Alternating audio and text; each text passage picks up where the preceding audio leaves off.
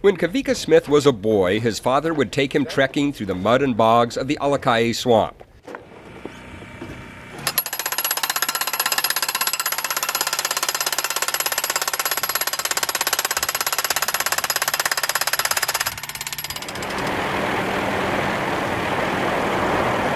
Now, as the Kauai supervisor for the DLNR Division of Forestry and Wildlife's Alakai Trail Access Program, Smith has overseen the replacement of nearly 3 miles of 20-year-old boardwalk that carries hikers above the mud and swamp water.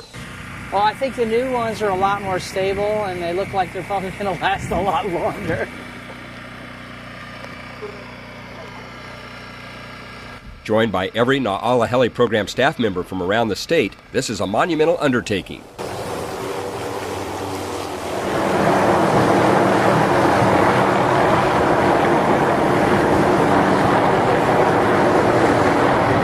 When you bring that in, let them know it's for Division B. Construction began in mid-May 2016 with some 50 sling loads of material being flown into the swamp.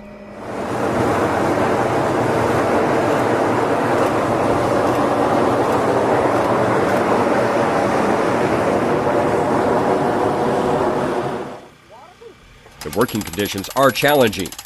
You step in the wrong place and you could sink up to your chin in brackish, dark-colored swamp water. It's often wet, always muddy, and crews take care to avoid trampling the sensitive ecosystem. Since the weather in the Alakai swamp is constantly changing, it's impossible to predict how long the replacement of the boardwalk will take. This is part of the Alakai Wilderness Preserve and is one of Hawaii's most unique natural ecosystems. Its waters are created by Mount Waialeale, one of the wettest spots on Earth. At nearly a mile high in elevation, the Alakai is considered the world's highest elevation rainforest and swamp. It is home to numerous rare and endangered plants, animals, and insects found nowhere else in the world. Protecting these rare creatures was a primary reason for the construction of the original wooden boardwalk, along with hiker safety. Without a clearly marked trail, many people got lost and had to be rescued, because the terrain looks pretty much the same wherever you look. The mud in the bogs, it's really deep. I mean, it basically come up to our neck, and you'd be just trying to swim through the mud. Fun as a kid, but what you're doing a lot of times is you're tearing up the ground a lot. So in those areas, you'd get people try to walk around the swamp, and you'd get swaths of the trail that would be anywhere from 20 to 40 feet wide. People trying to, instead of going through the mud, they try to go around it and stuff, and that's where you get a lot of the native plants that get damaged and stuff. So this boardwalk did a lot of good in saving a lot of those plants along the trail. Anyone who's made the hike in recent years has experienced the deterioration of the existing wooden and chicken wire boardwalk. In some places, decay and rot have left large sections of the boardwalk missing or slowly sinking in the mud.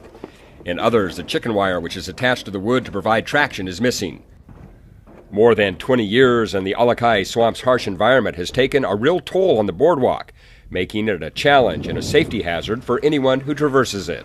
So this is called a polyforce recycled plastic. It's basically made of recycled plastic with a fiberglass embedded into it. It handles really good in the sun. The old recycled plastic would warp dramatically. But with this, with the fiberglass in it, it tends to be able to handle better in the sun. It's good for life.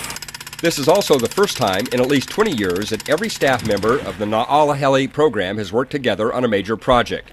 It has special significance to Jackson Bauer of Hilo. Well, I came out here when I was in high school for a service project. And at that time we were putting in these wood boards, and the plan was that they would last a good 20 years. And being a 16-year-old, that was a long time. And here we are 20 years later, and I'm not 16 anymore. And it's time to replace the boards. And now with 20 years later, there's new technologies and material. We can use plastic lumber, which is going to last generations, not just 20 years.